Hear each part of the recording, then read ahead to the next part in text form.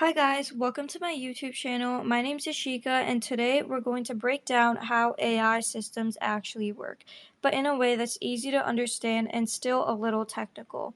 By the end, you'll understand how raw data turns into a real AI model that people can actually use. So everything in AI starts with data. This is step one, data collection.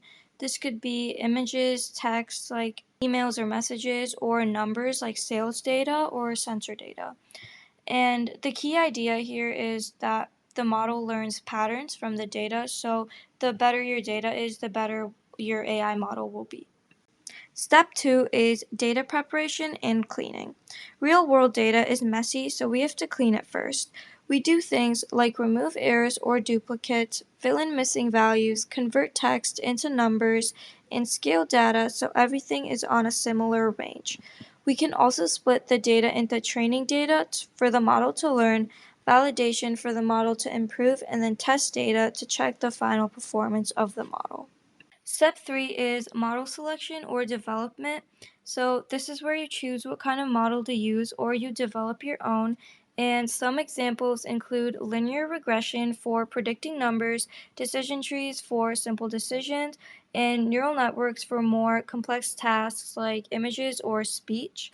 And you can think of a model as a math function that takes inputs and gives outputs. And then step four is where you train the model, and this is where the model actually learns.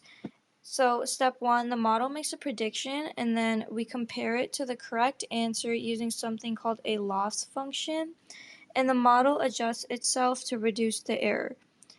This repeats many times, called epochs, until the model improves. Step five is validation and fine tuning. Now we test the model on validation data to see how it's doing. If needed, we adjust settings called hyperparameters, like the learning rate, which means how fast it learns, and then the model size or the depth. This helps avoid overfitting, which means memorizing instead of learning, or underfitting, which means the model isn't learning enough. Step six is testing. Now we test the model on completely raw data. This tells us if it actually works in real life. We use metrics like accuracy and precision and recall. If it does well here, it's ready to use. Step seven is inference, which just means using the model to make predictions. This is the part that users actually see. For example, when you ask a chatbot something and it gives you an output, that is the inference the model is making.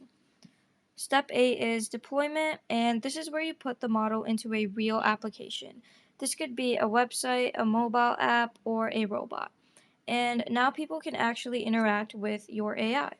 Last but not least, we have step 9, monitoring. Even after deployment, we're not done. We monitor the model because data can change over time. This is called data drift, and performance can drop. So we track results and retrain the model when needed.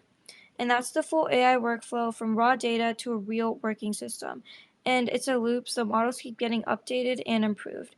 Don't forget to like and subscribe, and see you in the next video.